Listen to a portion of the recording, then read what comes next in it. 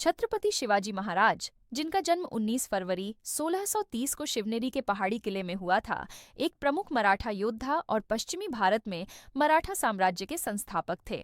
उनके जीवन और विरासत ने भारतीय इतिहास पर एक अमिट छाप छोड़ी है, जो मुगल साम्राज्य के खिलाफ प्रतिरोध की भावना और स्वशासन की खोज को दर्शाता है।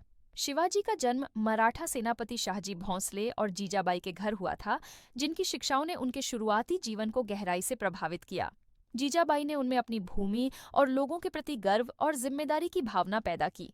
छोटी उम्र से ही शिवाजी ने असाधारण नेतृत्व क्षमता और न्याय की प्रबल भावना का प्रदर्शन किया। शिवाजी महाराज की जीवन गाथा उनकी दूरदर्शिता, वीरता और नेतृत्व का प्रमाण है। 19 फरवरी 1630 को उनका जन्म और 6 जून 1674 को उनकी मृत्यु हुई। 1674 को उनका राज्याभिषेक दो महत्वपूर्ण तिथियां हैं जो उनकी शानदार यात्रा की शुरुआत और शिखर को चिह्नित करती हैं।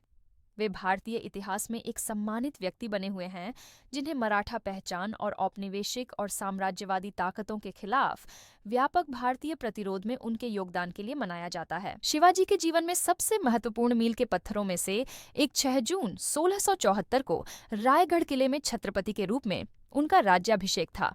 यह घटना संप्रभुता की घोषणा और मराठा साम्राज्य की औपचारिक स्थापना थी।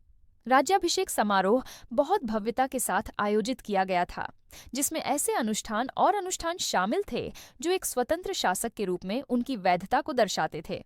यह एक प्रतीकात्मक क्षण था जो मुगल वर्चस्व से स्वायत्तता के लिए मराठों की आकांक्षा का प्रतिनिधित्व करता था। ऐसे वीर पराक्रमी धाड़सी छत्रपति शिवाजी राजे भोसले, इनके लिए एक लाइक और एक सब्सक्राइब तो बनता है ना।